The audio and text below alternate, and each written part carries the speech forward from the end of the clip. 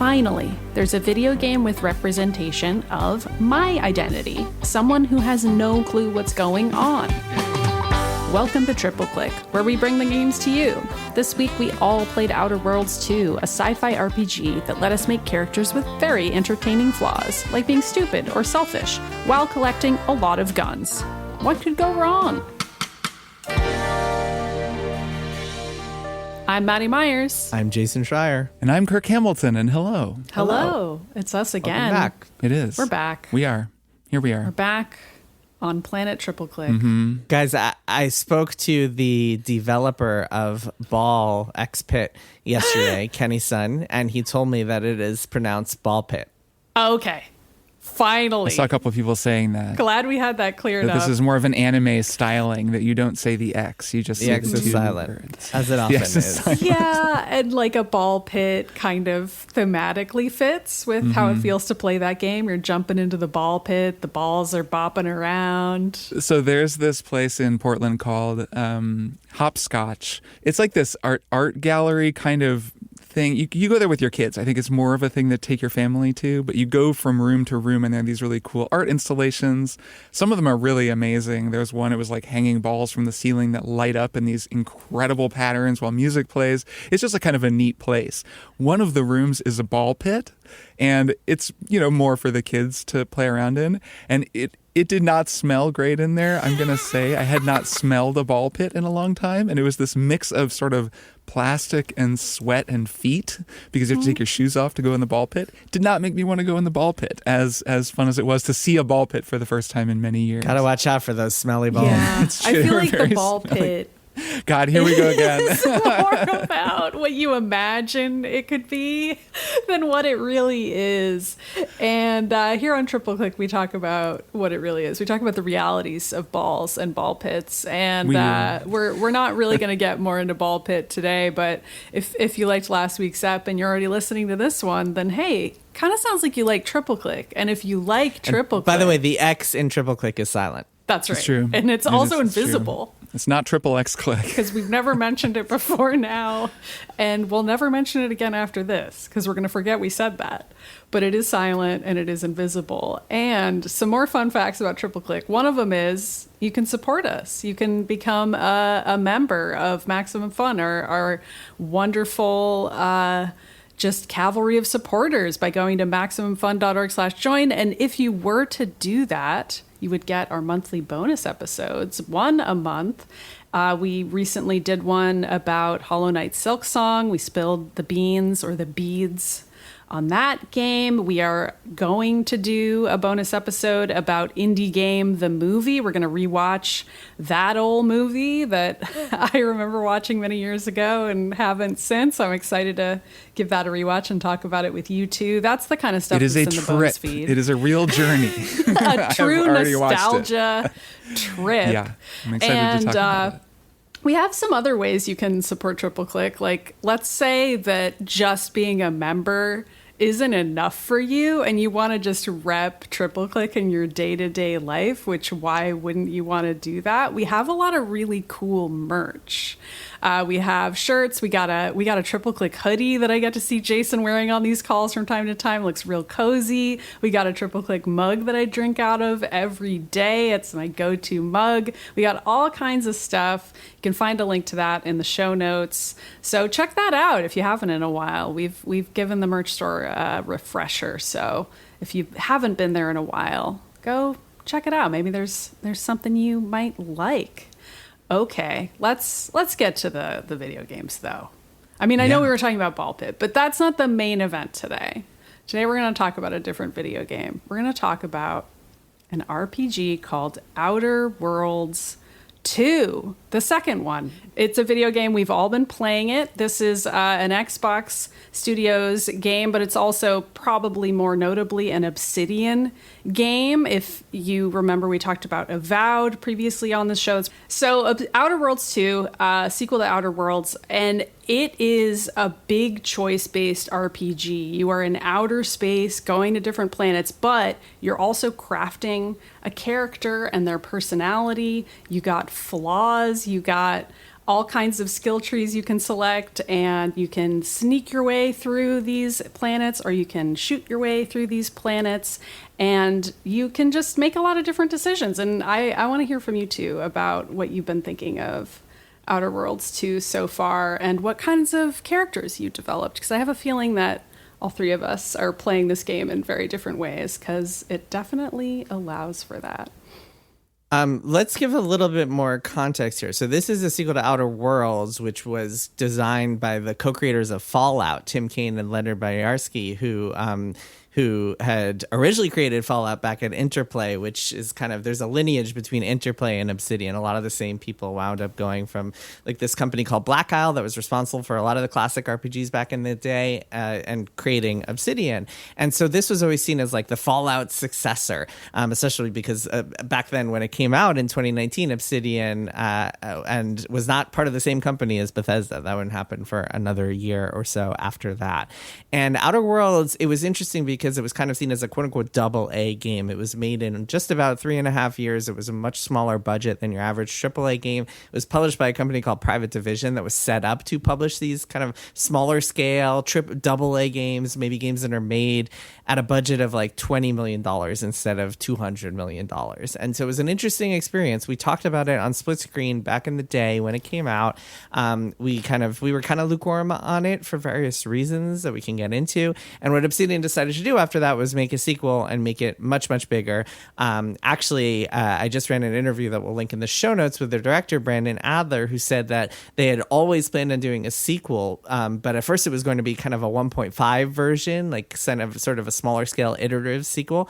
And then when Outer Worlds 1 became this huge commercial success, they were like, okay, now we're going to go even bigger, make a proper Outer Worlds 2 that's twice as big and has all these new systems and stuff. And it took 6 years, and this is the result, Outer Worlds 2. So yeah, definitely a bigger and I would say better version than the first game. I played a bunch of it. I'm really into it. I think that a couple of things for me are vastly improved over the first game. One is the combat. The combat feels much better. It feels like they've put a lot of extra oomph into it over the first game. The first game was a little flat. And the other, and this is the most important thing, is the writing. The first game, the writing was very in your face. It was very over the top. It was very capitalism bad. We're going to make all this satire about it. This is a little bit more subtle. Still got all the same notes of kind of satirizing capitalism and autocracy and all that good stuff, but there's a little more nuance. The three kind of core factions each have their, I would say, pros and cons, and certainly have characters that I think are both lovable and hateable within all three of them. Can you say what those factions are for listeners who haven't played the game? Sure. There's so the three factions are, there's the Order, which is this kind of like cult-like faction that believes in like being able to predict the universe.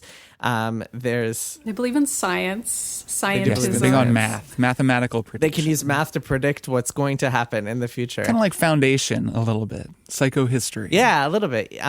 There's the Protectorate, which is the authoritarian fascist group that has a lot of military armor and big posters of their chancellor.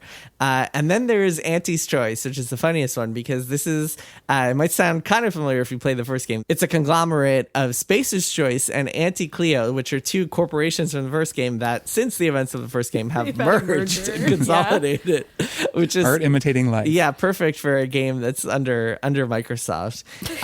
And they are the freedom lovers who are also extremely capitalistic, and everything is a product and consumerism.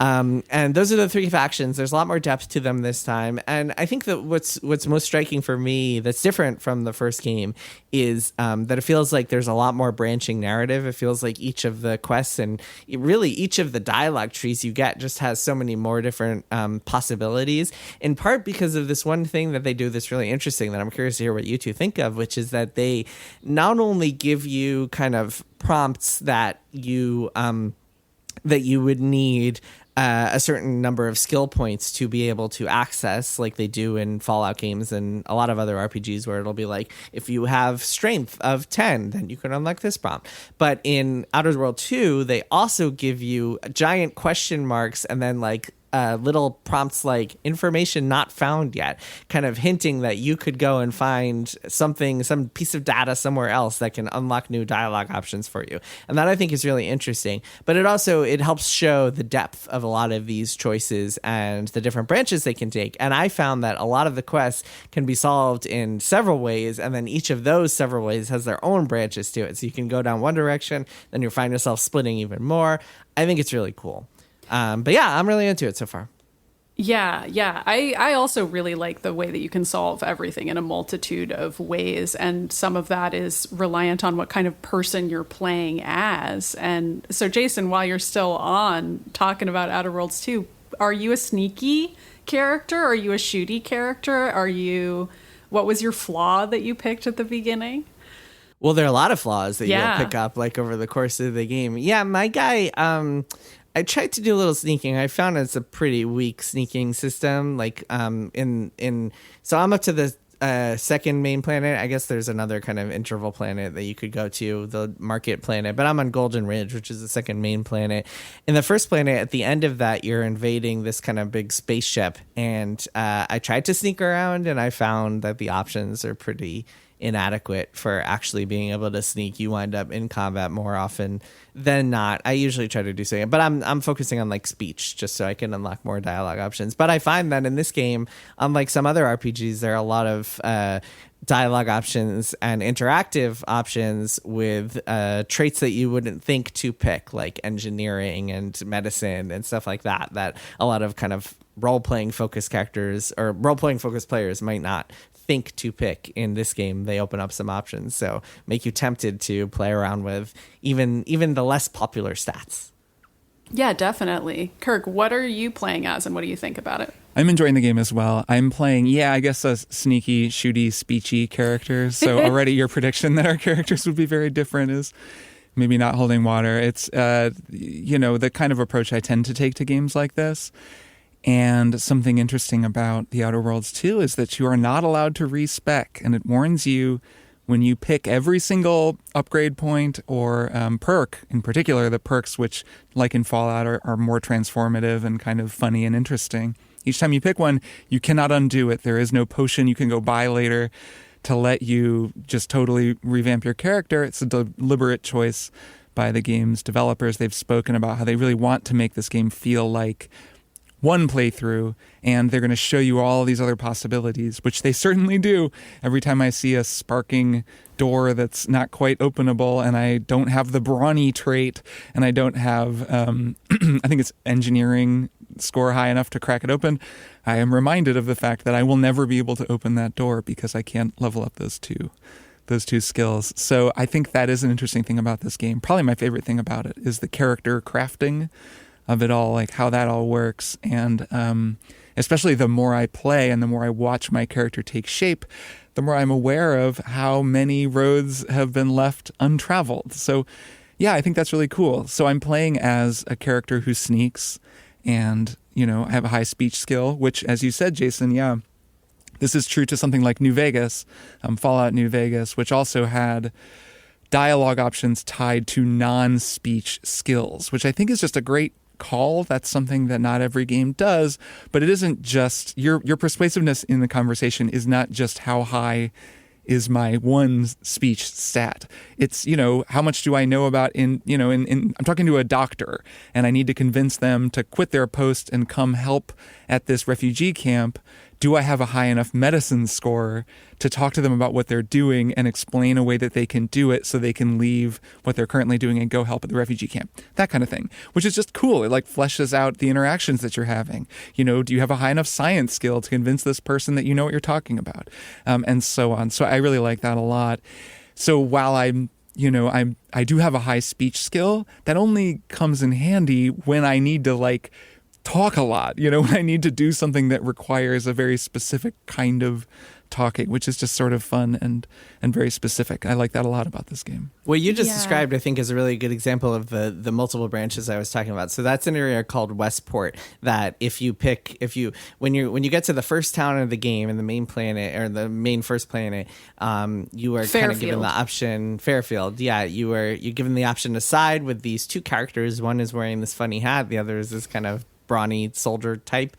I went with the funny hat dude who sent me to Westport, which is the city that Kirk was just referencing. And in there, you have to convince them all to leave.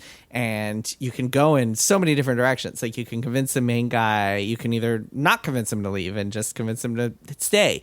Or you can convince him to leave through, like, by talking him into it or through force. Or you can get his disciples to all agree to leave, which will force him to leave. And one of his disciples is the doctor, the Kirk you were just talking about. And then when you meet the doctor, you can either convince her to leave by talking her into it using medicine or science skills, or you can go and do a quest for her and, like, go collect some samples from near the town and then use that to collect her to leave. So already it's just kind of like you're going into all these different types of choices and ways in which you can go about it. And I think it's pretty cool. It is cool. I also like how it's kind of opaque about what you need to do. It doesn't hold your hand. Sometimes to a fault, or at least it can feel a little overwhelming. I mean, you can just think, I have no idea what my other options are here. And I'll find myself abandoning things that I could maybe have spent more time figuring out how to do just because I'm not really sure where the item that the memo that I needed to read to get the information to argue, the person out of their current stance. Like, I don't know where to find that. And so I just kind of don't. But generally, I really like how it doesn't tell you what to do. It just says missing information, which tells you, oh, okay, so somewhere I could learn what I need to know in order to convince this person. And I don't need to pass a skill check for that because I'm definitely not going to pass, this other optional skill check that would accomplish the same thing. And I think that is a really bold and interesting choice. Specifically, it doesn't tell you what to do in the dialogue options, but for the quest, it's always telling you what to do, like for the quest. Oh, I mean, I guess, but I mean, like, there's like a big story beat a little bit later on where you can have huge variance in your outcomes and you can straight up just walk right past the computer that you need to interact with in order to change the outcome. And if you aren't paying attention to the dialogue where they're saying, oh no, what do we do? You could totally just miss it. I did and reloaded and then went back and realized, like, oh, I can affect the outcome of this in this really dramatic way. Like, there are definitely big things that it just doesn't tell you to do on purpose because it wants you to pay attention and find them for yourself. Yeah, and you can also just decide not to continue a quest, which I did a few times. Like, I was also working with the funny hat guy, and then at a certain point I was like, I just don't want to ever talk to this guy again, and I just want to see what happens if I talk to a whole bunch of other people and see if I can progress the storyline without talking to him anymore, which you can absolutely do. You can just keep walking around that first planet and find other people who will help you get to where you want to go. And part of that is because I actually am playing a pretty different character than you two, because I chose the dumb trait at the outset of this game. Right. And so I've just been shooting everyone and never sneaking and kind of doing like a Fry from Futurama playthrough where I'm just constantly tripping over myself into doing not always the right thing, I would say, even. And that's been really hilarious. And it makes me a little sad when sometimes quests don't quite account for it. Like, there have been moments when I've had to kind of make my character smart enough to get out of something. I would say that if I have a complaint about this game, it's that it doesn't allow for a perfect, stupid playthrough, if you will. But largely it allows for that, which is kind of impressive, I think. It's also pretty funny because I have a fairly high medical score, which I mostly did so that I could play as a tank, so that I could survive most situations and get through them and like also heal.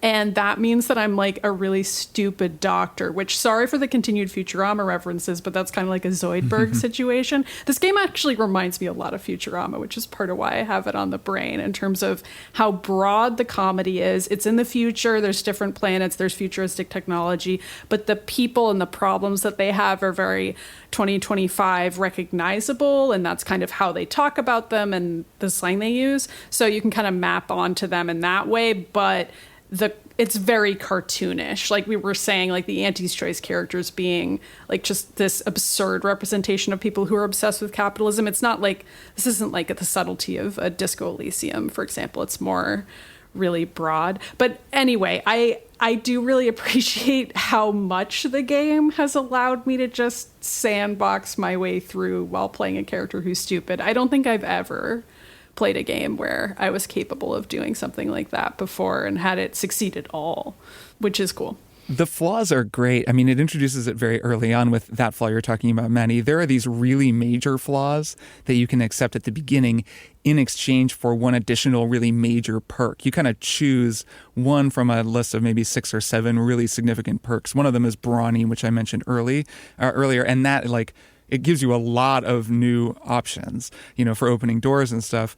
What I think is really funny, one of those perks is Lucky, which I now wish I had taken now that I've played the game, because there are times, for example, that story beat I was talking about earlier, where you go to a computer and you need to have a high enough science skill in order to really change the outcome. One of the things you can do, if you have Lucky, you can just press buttons randomly and see what happens. Yeah. And that happens a few times. So you could theoretically take Lucky and one other trait, and in exchange for that, you'd have to make your character stupid. So your character could then be really lucky and really dumb, which is just a fun character to have to play. And all of the flaws are fantastic. The way this works is, if you do something enough, it will trigger a flaw pop up. You'll get to a new place in the map, and you'll have killed a certain number of people, and a flaw will pop up saying, because you killed so many people, here's a flaw you might have. And to be clear, the flaws are optional. You can turn them down, and you have to make the decision. You can't take it back, but if you don't want a flaw, you can just say no. Here's a specific example. I kept buying things because I just always abuse the economies in games like this. I bought so many things. I was constantly spending and, selling junk and buying more junk.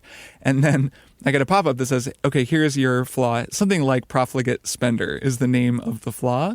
And the way that it works is I only get 25% of any of the money that I collect, and the other 75% is taken by Valerie, my robot companion, and put into a savings account for me because I can't be trusted with it. And then it's basically a trust fund. So when I hit level 30, I get it all back, and it collects interest every level. And I don't know, and there's more to it than that, and I might have some of the particulars wrong, but that is a very, very clever and funny flaw. There are so many more. There's another one. I play stealth, so I'm crouching in stealth a lot, and it says, your knees have really suffered because you keep crouching. So you're really comfortable when you're crouching, and you now move faster in stealth, but every time you crouch, your knees pop in an audible way that every enemy within 30 feet will hear you and be alerted and come and investigate. So they're not just flaws of, 5% less armor, 10% more crit or something. They're really funny and clever, and it's a major part of the character building in this game, and it's easily, for me, one of my favorite things in the game. Yeah, that's awesome. Another flaw that I chose not to pick is foot and mouth syndrome, which is which gives you a plus 15% to your experience, plus 15% to all experience as a buff, but you only have a few seconds to pick a dialogue option, and then it's randomly selected for you if you don't pick it. Fantastic. And of course, there is one flaw you can pick that it tells you not to pick on a first playthrough that makes you just accept every single flaw that comes your way. Yeah, it's incredible. Speaking of second playthroughs, I think that would be a very fun way to play the game, is just take every single flaw that comes your way. It would be very funny. Maddy, the dumb flaw is very funny. I didn't pick it, but I saw a great option, which is at one point in the first planet, you can go to this farm and you'll see a woman who is holding her animal, and her animal has a purple mouth because her animal ate some of the Annie's Choice cereal, the Purple Berry Crunch, and the animal is sick. And this woman is like, "Can you help me? Can you help save my animal?" And if you have medicine, you can potentially cure it. There are other ways you can potentially save it. And if you have dumb, you have the option to feed it more Purple Berry Crunch. Yeah, which is incredible. I do have the option to ruin situations, which is good. Although more often than not, I just enjoy how many funny dialogue options there are that I don't choose, which is another experience that I don't think I have often enough in games, and that I just want to commend here. I'll just enjoy reading through all the dialogue options in this game and being like, these are very clever, and now I actually have to sit here and think about which one I'm going to choose. But choosing the dumb ones is great, because usually people react to me by just being like, oh, you are not who I thought you were, and I now need to mediate how I'm talking to you to account for the fact that you have no idea what's going on, which is iconic. Especially given how often video games have you play as the super competent, amazing hero, I'm appreciating that I get to do something very different here. I will say that, I'm around where you are, Jason, as well. I'm on the Yeah, I second think we all planet are. on Golden Ridge. Golden Ridge. Yes, I played maybe a dozen hours. I really did a lot of stuff in the first planet and Same. have just sort of been taking my I had time. fun. I did. I am finding that the writing, the character creation, of course, and the writing, the role playing, and by writing I mean dialogue. That stuff is all great.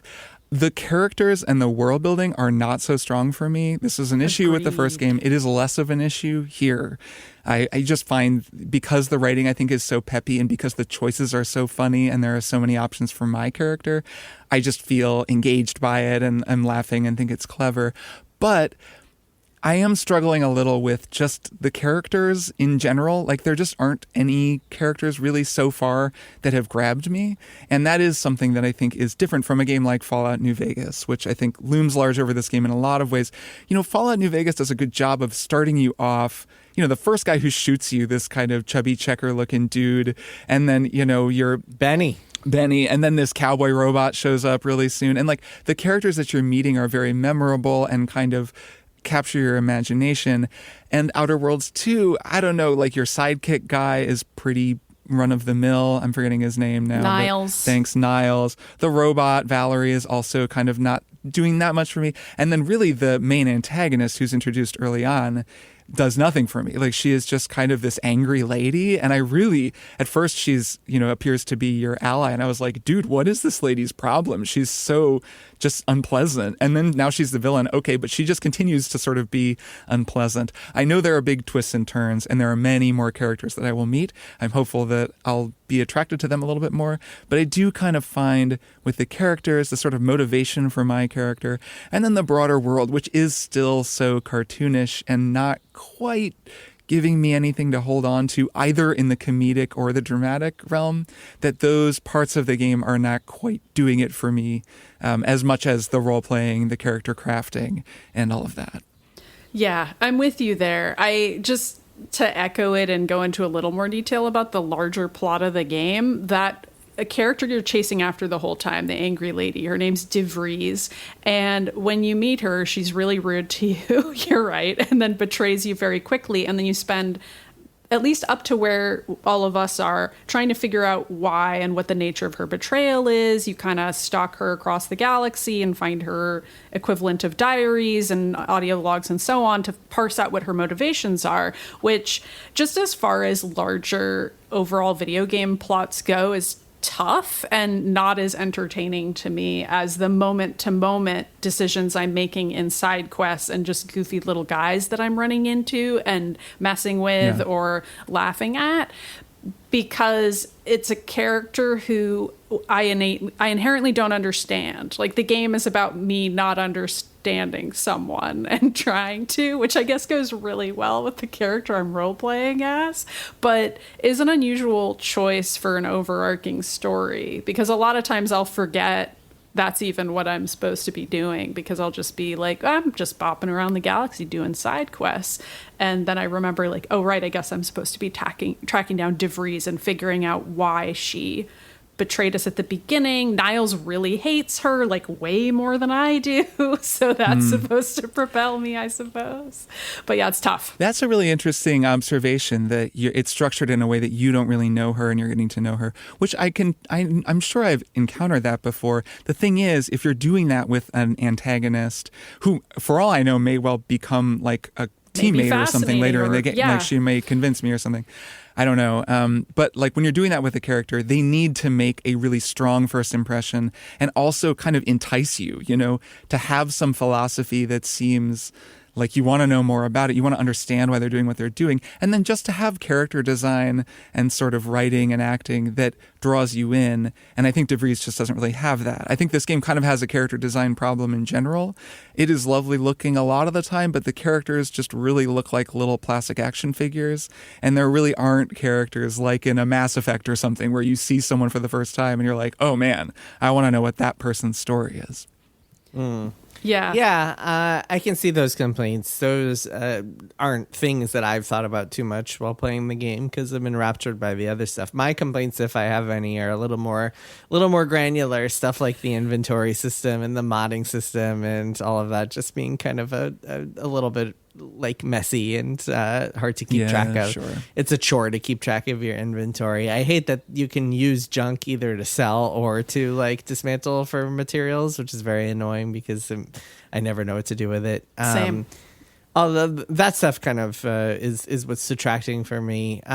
Yeah, I mean, there are hints that Val has some sort of interesting story, that she went off the deep end at some point. You can find her old house in Fairfield, in that first town, and you can get a little bit of hints. You can talk to people who knew her, who have things to share about like what she was like and how suddenly she went off the deep end. And obviously she's talking a lot about this order. Like there's hints that it belongs to this kind of like some sort of cultish organization. I don't know. I mean, I suspect we'll learn more. We're just not far enough to really still see the full picture. But yes, but it's good. It's like, it's more the thing of like, I want to be grabbed by it and I'm not. You should be grabbed by 10 hours away. in or something. I should be like excited about it. I agree. I mean, the thing that resonates more with me from what you guys just said is the companions really not doing much.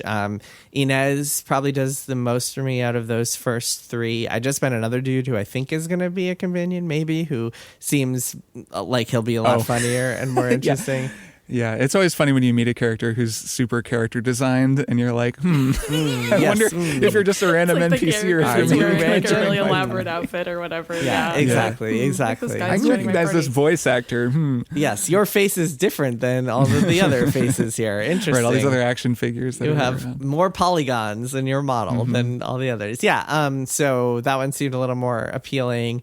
But yeah, I mean, I'm with you guys. Val, I think is funny, but yes, I can understand them. They're no like Astarion and Gale and crew. Yeah, I mean, but who is? I have 4 companions at this point, and the most recent 2 are my favorites of the 4, and I think there's 5 total, and I'm assuming that I'll continue to feel that way based on what I've heard about the 5th one. So that's also tough to me just as a player, because I'm like, you guys should have gotten some of these companions in there earlier, because I've just been hanging with Niles this whole time and being like, wow, dude, you really don't have that much going on. Although I did appreciate he has like one side quest about his friend who he'd lost touch with, who you meet up with again and like despises Niles, and I thought that was a really interesting quest and like weirdly emotional for a game that's largely so sarcastic and flippant about everything in the world. And I liked it, but then was also like, that's sort of an interesting tone shift situation here where I'm never sure how serious this game wants to be. Like, is everything in this goofy and the characters are intended to be caricatures, or are they real people that I'm gonna get these lasting bonds and friendships with, like in a Mass Effect style or in a Baldur's Gate 3 style? And it kind of wants to have it both ways at times, and I get why. Yeah, it's more the former for me, which is in line with a Fallout. It's in line with New Vegas. I mean, I don't really think of New Vegas as a game where I had lasting bonds with the characters, really. I don't think, I really loved that robot cowboy. It's more that the characters were so funny and they fit so well in the world that it was all of a piece. And this game does have like a consistent tone for the most part. It's true that there are those moments, like you described, Maddy, where it goes a little further in one direction, which is kind of fine, to add a little more gravity to the world building. It really helps, especially compared to the first game, where a big problem that I had with that game was that it all just kind of felt like a big LOL. I just was like, okay, I get what the joke is. I don't need to hear it for another 20 hours or however long that game was. In this case, I'm much more interested in just seeing what little story I'm going to get to play a part in next. Mm-hmm. Yeah. Do you feel, Kirk, as somebody who's playing sneakily, that you're kind of being rewarded by that too, either from a story perspective or in some other way, especially since the sneakiness is maybe not the way the game's designed? No, I wish it were a better stealth game. It doesn't need to be incredibly complex, but I wish there was a little bit more going on. Right now, the way that I succeed as a stealth character is to kind of abuse the AI, because you can really just go into an enemy camp, you sneak around and shoot guys for a while and then blow something up and then just run away and crouch and then go back, and they forget you really quickly if you have the right perks, and then just keep going. I've fought a few bosses where it's almost up to where you can do it as a stealth stealth boss fight, but you just can't. I mean, Jason, I had the same experience as you in that first kind of set piece story mission. You get to this compound that you have to fight your way through, and then there's a big boss fight at the end. And I mean, I beat it purely by just spam. Like, I almost felt like I was cheesing the boss by just standing behind cover. Both of my teammates were down, and there was no way for me to revive them because they had like electrical fields around them. And I was just like chipping away the boss's health forever while kind of standing behind cover and waiting for him to reload. It just sort of sucked. Like, I was like, this is not like a cool fight. And it's because it just wasn't really designed to be taken on with stealth. Maybe I missed something, but that was my experience. Did that bring you back to the Destiny days of standing on a chandelier with icebreaker? It did. If I had truly been cheesing it, like standing out of bounds or something and he can't get me and I'm just shooting him in the foot, then it really would have been, that one Destiny strike. But it kind of felt like that. Get your icebreaker out, stand on this roof, and just hang out for the next hour. And it was that feeling of like, man, I'm going to run out of ammo because I'm doing so little damage. So anyways, in the world when I'm just sneaking around, especially on Golden Ridge, stealth is finally viable. Plus on Golden Ridge, that's where I can get a silenced sniper rifle. It like finally does enough damage that I'm able to one-shot guys from stealth, which I just wasn't able to do for a while because you have to kind of level up your stealth abilities. So that's part of it. But I mean, on the first planet, I really was like playing stealth, but was a little uncertain. Like, I was like, what am I getting for this? Why shouldn't I just start leveling up a combat character? One thing I'll also say is where we are, correct me if I'm wrong, if you guys have gotten further than I have, but I have not gotten the device that lets you interact with the rifts. Have either of you two? So, not yet. So I played a demo of this game at Summer Games Fest, and it was actually in this complex in which you got the device that let you kind of create things out of the rifts. Yeah, we both played this. And you played it too. Yeah. So in the first 2 planets so far, you are seeing these rifts in different places, but you still haven't gotten what seems to be a core mechanic, or will be a core mechanic of the game yet, which I think is interesting. Did you try walking into the rift and get the achievement for it? I have not. No, you just There's die. an achievement for just dying. You walk it seemed in character. There's also kind of that. I feel like it's probably set up so you come across it where you see someone walk into a rift and explode. Maybe that was just me that ran into that little scene where the game kind of like warns you, like, if you walk into the rift, you're going to explode into a fine blood mist. And so I like got to watch a guy do that while his friend was yelling at him not to do it. That's funny. Yeah, there are definitely mechanics that we haven't unlocked, though, to your point, Jason. Well, it's also interesting. I don't know if you guys did all the quests on the first planet, but like the double jump is hidden behind some kind of random side quest, which is kind of surprising. I kind of liked that though, because I just was doing that quest anyway. Because I was like, why not? I'm doing all the quests. Only downside of the double jump is the terrible sound that it makes. God, it's like it is horrible. Maybe that's just me. No, but I'm every with time you double jump, it makes it. this awful like explosion sound, and I think that I'm getting shot. One thing I'll say also is that Obsidian, it does itself a little bit of a disservice by releasing both this and Avowed in the same year, in part because the parkour I enjoy so much in Avowed that I feels lacking in Outer Worlds 2, and I can't explore like up every tower and like every passage and jump and swing and climb and stuff, because I love that so much.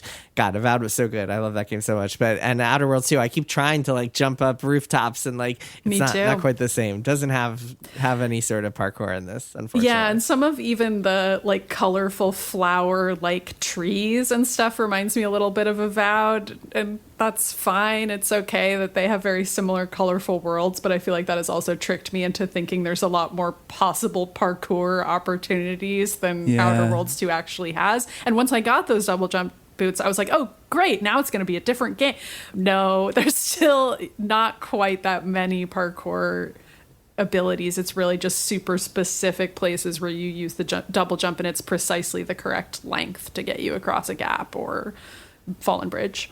Yeah, I do find that I use the double jump and just the general mobility that you have, which is pretty fun. I mean, just jumping around, it's definitely not on Avowed's level in terms of level design, but the mobility is cool. And that does play a role in the combat, which is actually fun. When I just start shooting guys and playing it like a shooter, yeah, like the way I'm playing fun. The entire game. Yeah, so far, I haven't found a lot of variety in the enemies. It's kind of just like dudes, or there's a few different kinds of monsters, and the monsters kind of just run at you. So there isn't a ton of variety, but the shooting feels good. The guns seem cool, and I can tell they're going to get more and more interesting, especially as I start finding unique ones. I think playing melee, I wonder how it feels, since I think we're all playing with guns. But I've done a little melee, and it's very, very fun. They have a lot of really good melee weapons in this game that are different, and I think it's harder to do a melee run when you're fighting against a bunch of guys with guns, but it can be really useful in animal encounters to just switch to a melee weapon entirely. They have like a bunch of futuristic kind of telescoping staffs where you're just bonking guys on the head with something, and then a variety of like really long pole swords and stuff like that that are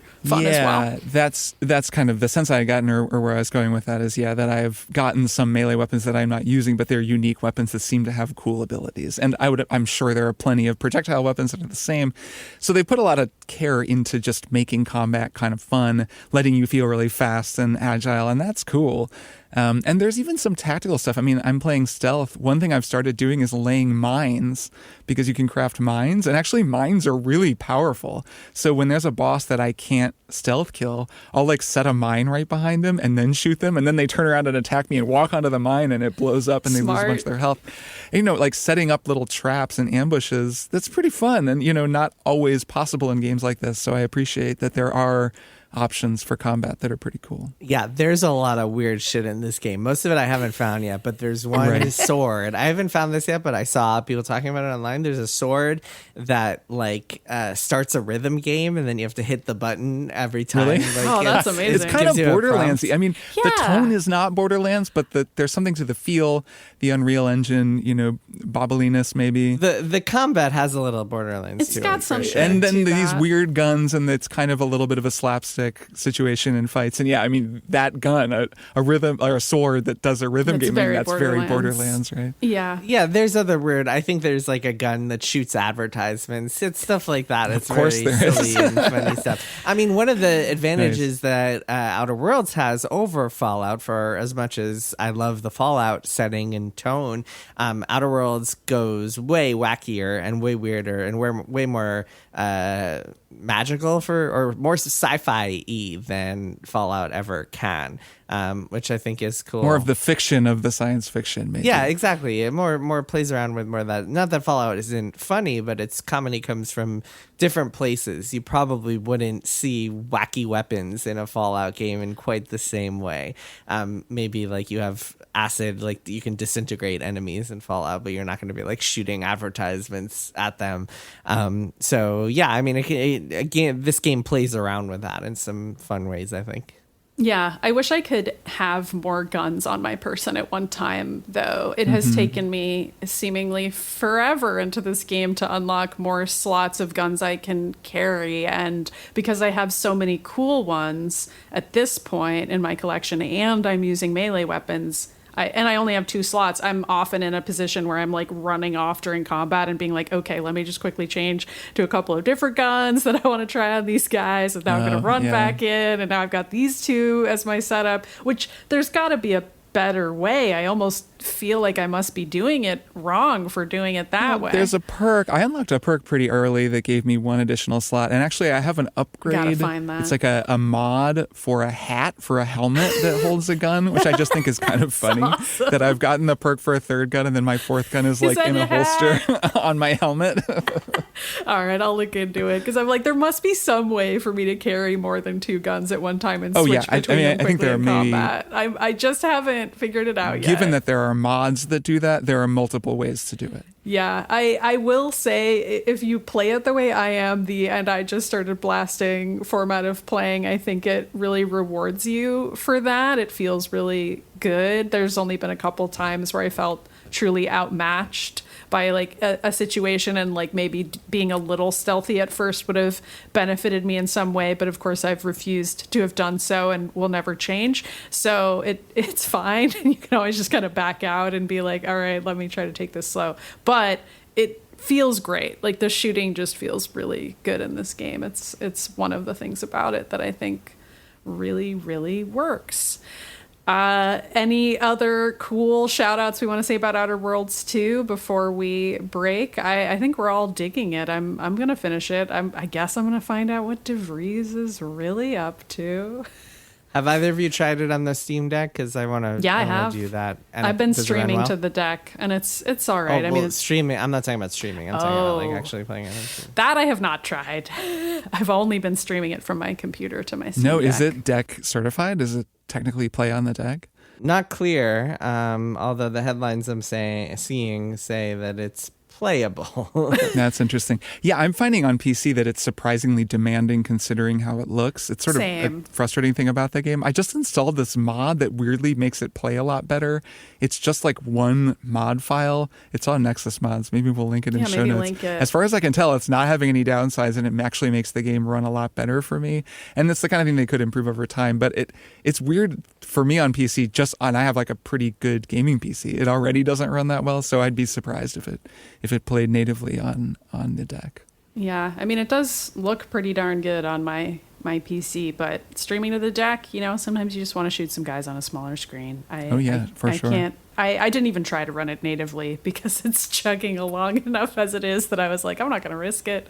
But yeah, so that's Outer Worlds 2. I'm having a great time being very stupid, and we'll let you all know what we think of it as time goes on and as we explore more. All right, let's take a break and we'll be back with one more thing. Hi, I'm Travis McElroy. I'm here with Maria, and we're excited because as a member of the month, Maria, thank you so much for being a listener and a supporter of the show. Hi. How did you find out about the shows? When my daughter was in high school, we kind of connected over Taz. She introduced me to Schmanners and Sawbones. What made you decide to become a Max Fun member? I kind of decided that with the economy being so difficult, it was worth me giving up my Starbucks to join in with you guys. Well, Maria, I owe you a cup of coffee then. At some point, I'll get a cup of coffee into your hands to pay you back. Okay. Maria, again, thank you so much for your support. Thank you very, very much for your time and getting a chance to be the member of the month. My daughter was shocked when she found out about it, so I can't wait for her to actually maybe catch a little bit of this. I can rub it in her face a little bit. That's what we do it for. Thank you, and thanks to everybody for your support. Maria, have a great month. You have an amazing month as well. Become a Max Fun member now at MaximumFun.org/join.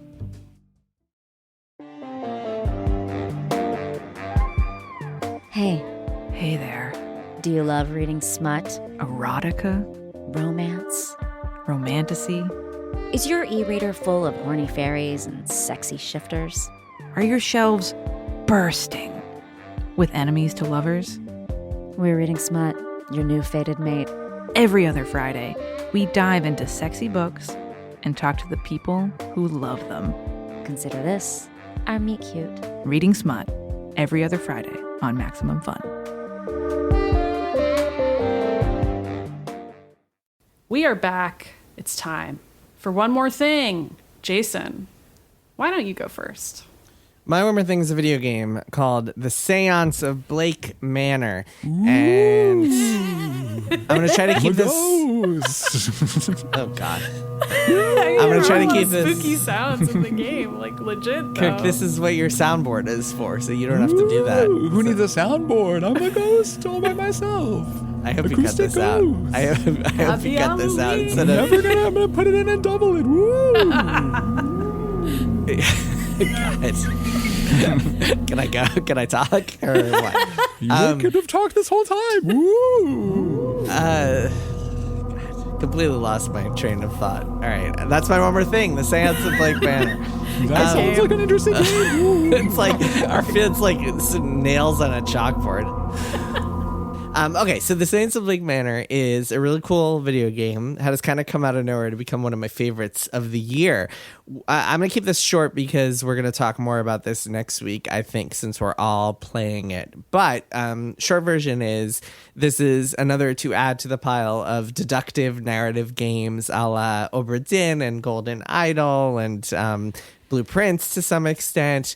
This is a game. The setting is Blake Manor. It all takes place as this big manor in late 1800s Ireland. And this manor is haunted, and there is going to be a seance there, and you are an investigator who is sent in because one of the guests has disappeared, and you are being called to this manor, given a great sum of money, and told, hey, come find this guest, Evelyn Dean, and figure out what happened to her. And so when you get there, you find that there are 20-something people in the manor, each with their own secrets and potential magical abilities. You find that there are a whole bunch of ghosts in the manor and other spirits and haunted things. This is a perfect Halloween game. And like literally the first thing you see is this ghost and you're like, yep, this is real. There are a lot of games out there, Gone Home being the most notable one, where it's kind of like, oh, there's spooky stuff here, but this is like straight up supernatural, the video game. And the core mechanic is to figure out what's going on. And you do that by poking around in this manor, picking things up, investigating notebooks and safes, and then also interrogating all of these people and learning their own kind of reasons for coming, why they want to participate in this seance and communicate with the dead, and what their deal is, what kind of their mystery is, what secrets they are hiding from you. And the way it works is that there is this time system. So there are 3 days. The first day is very short. The 2 days are the next two, day 2 and 3, are kind of your main ones. And everything you do takes a minute or so of time. So you pick up a piece of paper and you read it. That takes a minute. You talk to someone about something. That takes a minute. And so as you are doing this stuff, time passes. And what's really cool about it is that every character in the manor has their own schedule and like follows a path where you might find some of them in the dining room for breakfast. You might find some of them in the library reading a book at a certain time. You might find some of them participating in a seminar in the drawing room at a certain time. And depending what you choose to do, you can unravel this whole thing in any number of ways. So you could decide, okay, you know what? I'm going to just walk and explore this room and see what I find there, and that's how I'll pursue the mystery. Or you could say, I'm going to follow this one person around and see what they're doing and go from there. It's almost like it's reminiscent of Sleep No More, the interactive play that I believe has inspired many game developers over the years. Or maybe a video game comparison would be like those Inkle games like Overboard and Expelled that we've talked about before, where you're pursuing like you're in this world where everybody's on a set schedule, and depending where you are at a given time, that person may or may not be there, right? But the time limit, I will say, it's not too intense in terms of like forcing you to have to watch every move because it might waste time. As long as you're a little bit judicious about like what you're doing, you're not going to run out of time. It gives you plenty of time to try to solve the mystery. And also there's kind of the core mystery, figuring out what happened to Evelyn Dean. And then there are each individual's character's mysteries.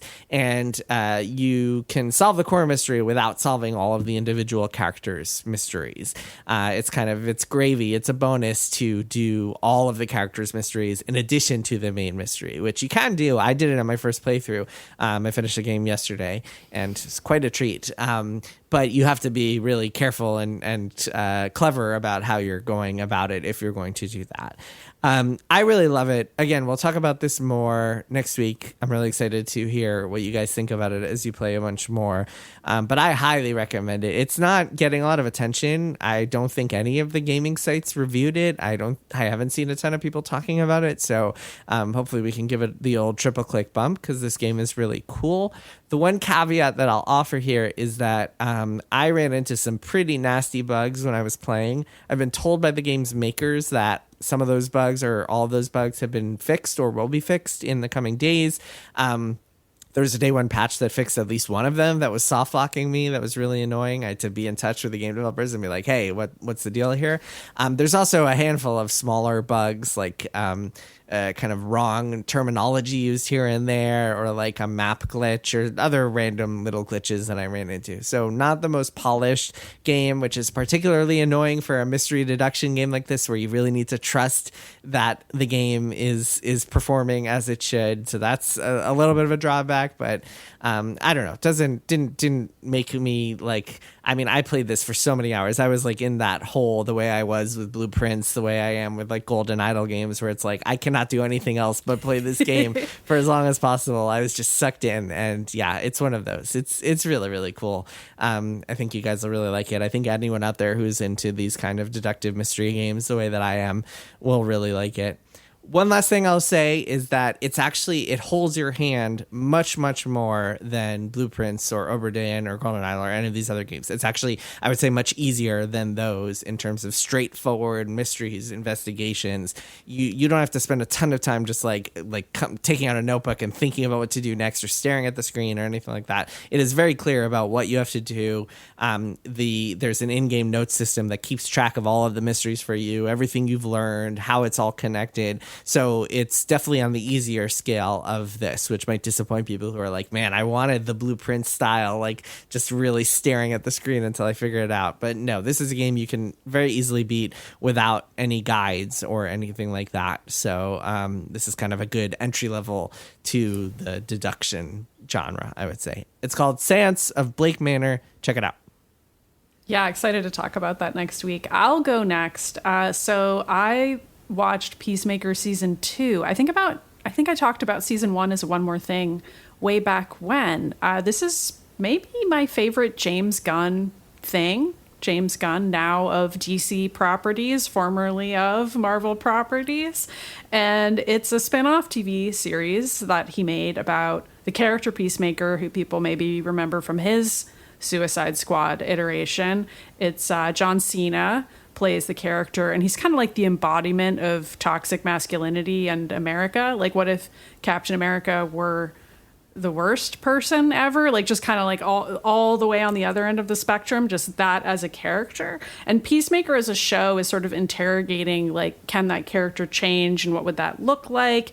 And in season 1, he's kind of surrounded by this comedic ensemble cast, some of whom have way better moral centers than he does, and they kind of drag him in different directions, and some of them have no moral centers, like this character Vigilante, who's like the hilarious like kind of incel character who lives in his mom's basement, literally, and just like a genuine psychopath, just like an really actual psychopath, a really cheerful character one who's like the character. devil on his shoulder, as it were, and is like, no, you should murder people without remorse. I think Vigilante's an amazing character, actually.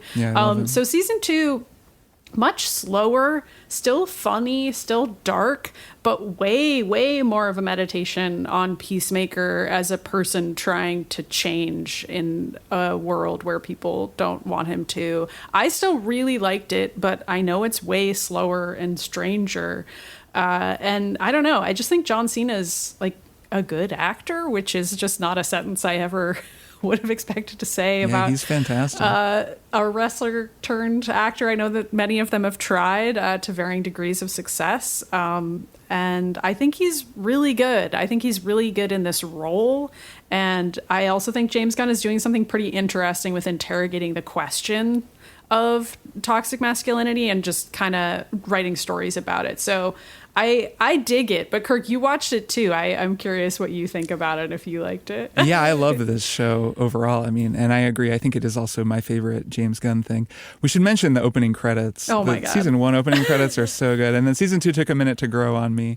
What they do is they play a song. In season 2, it's this Foxy Shazam song. And they do this kind of community theater-esque dance number where the whole cast gets together and does this choreographed dance routine that really looks like you're watching people on stage just do something that they learned a week ago or that they've practiced in their free time, even though there's like a huge CGI eagle that is apparently James Gunn was the body double for Eagly during the dance numbers. Eagly Anyways, is also a great character on the show. Eagly is the greatest character. There's a really great Eagly storyline in season 2. Yeah, there is. And and Eagly is a lot of fun. Well, and Tim Meadows' whole thing. I mean, Tim Meadows and the bird blindness, so funny.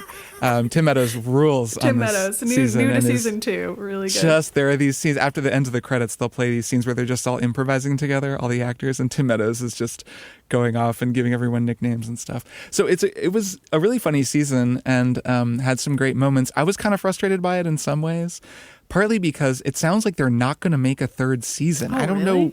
Yeah, that's what? Like in the news. I think Gunna said they're not going to make one, or some cast members. It just sounds like, which is weird because it ends on a huge cliffhanger.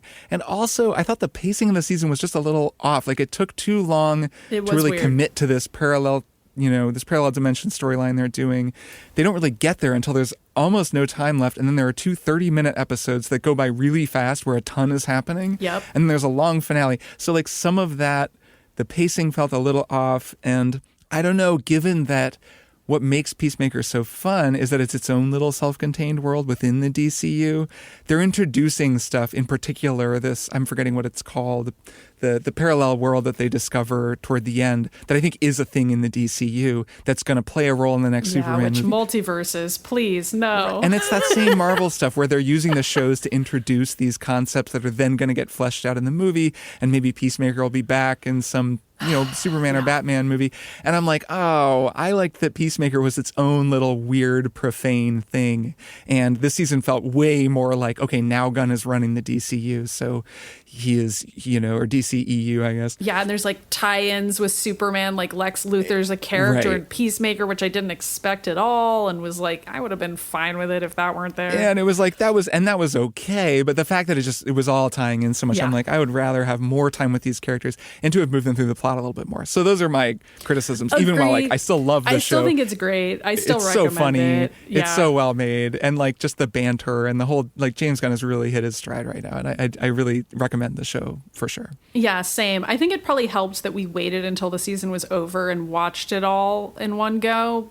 But I agree, like I could still observe those pacing issues even doing it that way. But anyone listening to it now who hasn't tried it, I think that would be the only way you could watch it. So I recommend doing that. And season 1 is incredible, start to finish too. Season 1 is if you haven't watched season 1, just watch it. It's just so go good. ahead and watch 2 seasons of a really wonderful television show. Hell yeah. All right, Kirk, what's your one more thing?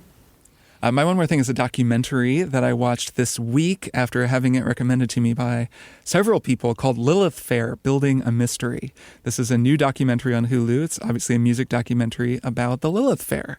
The tour, which was not actually like a festival that took place in one place. This was a touring show organized by... Are you the ghost of Sarah McLachlan's former ambitions? Oh my God. Wow. I'm the ghost of 90s feminism. Lilith Fair was a concert series, like hosting a ton of female artists who all got together in the late 1990s for, I believe, 3 summers from 97 through 99 and toured the country. They played a ton of shows. It was a huge deal, especially a big deal for women of our general generation. It was definitely a big deal for Emily. She went to several Lilith Fair shows. I did not because I was a boy and I don't know. No one told me about it. I didn't even really know it was a thing. I didn't because I was 11, but you guys, you're right. You guys were a little bit too young. I'm just bragging about how young I was. It's really good. I was in high school at this time and it was definitely a big deal. I was aware of it and should have gone because holy crap, especially watching this documentary. I mean, the number of amazing, like legendary artists that performed at this thing is it's wild. Just off the charts. I mean, it was just a really incredible 3 years. Tracy Chapman, Fiona Apple, Sarah McLachlan, obviously, Indigo Girls, Missy Elliott, Sheryl Crow, Erykah Badu, Emmylou Harris, Michelle Ndegeocello, Pat Benatar, so many more people than just that, like so many people. This documentary is so good. I loved it. I watch a lot of music documentaries. They're all pretty great. I mean, you can just have music and talk about musicians and it'll probably be pretty good. I really think that this one is special. I really do recommend it, especially to anyone who was around during this time period or is aware of Lilith Fair and went there. Though also, I guess, to people who are not aware of Lilith Fair, or maybe if you're one of our younger listeners and you've never really heard about it, the documentary actually opens with young girls on TikTok talking about it, saying, today I just found out there was this thing called Lilith Fair, and it was all of these women, and it was an all-female, like, festival that toured the country, and you could just go and hear them all sing in this safe space. And I don't even know how to feel. It's like those kinds of TikToks, young people find out about old thing. But it's really heartwarming in that way. And then it just goes back to who these artists all were then. It's just a murderer's row of incredible female singer-songwriters. And then especially talking to Sarah McLachlan, who was the organizer. She was kind of the brains behind the operation. And then she brought on a few kind of core musicians to expand things, and then it just grew from there. And just as it goes, it gives this really neat view into this period of time, and in particular what it was like to be a teenage girl at this time period, which was, not the best time period to be a teenage girl. I would actually recommend this documentary as a chaser to the Netflix documentary about Woodstock 99. Woodstock 99 comes up a little bit because the last year of Lilith Fair was also the year that Woodstock 99 happened. This was a famous debacle. I mean, just an unchecked explosion of like male rage that led to a riot, and there were sexual assaults and all kinds of alleged and confirmed horrible behavior. Like, it fell apart into flames and destruction at the end. Like, this, it was so bad. And this is Limp Bizkit on stage. This is Korn. This is Kid Rock. Peak 99 machismo. Yes. And at the same time, Lilith Fair was happening, and you watch these like women coming together to support one another, to realize that that kind of a thing was even possible, that they could build their own community. And then all these fans finding it too. And it was this incredibly magical thing. So you kind of get the two sides of 90s culture in America. And I think that's just really interesting. So I loved it. I thought it was just so good. I learned a lot. I had known, I guess, that Sarah McLachlan was like responsible, but I didn't really, I didn't know the whole story and hadn't seen, of course, all this behind the scenes stuff and heard interviews with all these people who were on it. So I really recommend it. I thought it was very illuminating and heartwarming and just kind of lovely. Plus, it's gotten me listening to a lot of those artists from the 90s again. And there's just so much good music, which is a kind of fun bonus. So that is my recommendation for Lilith Fair, Building a Mystery, which is streaming on Hulu. It's a new documentary. It's really good. Awesome. Sounds really good. I'll have to check it out. Yeah. All right. This has been another episode of Triple Click. It sure has been. Did it again. I was kind of expecting the ghost to show up again, but no, it didn't. The ghost is And off it haunting won't. somebody else. Not The until ghost next did triple week. click pass. Wait, I think I hear it. I think it's coming. And we'll see you all next week. Yeah, see you all next week. See you next week. Bye. Triple Click is produced by Jason Schreier, Maddy Myers, and me, Kirk Hamilton. I edit and mix the show and also wrote our theme music. Our show art is by Tom DJ. Some of the games and products we talked about on this episode may have been sent to us for free for review consideration. You can find a link to our ethics policy in the show notes. Triple Click is a proud member of the Maximum Fun Podcast Network, and if you like our show, we hope you'll consider supporting us by becoming a member at MaximumFun.org/join. Email us at tripleclick@MaximumFun.org and find links to our merch store and our Discord server in the show notes. Thanks for listening. See you next time.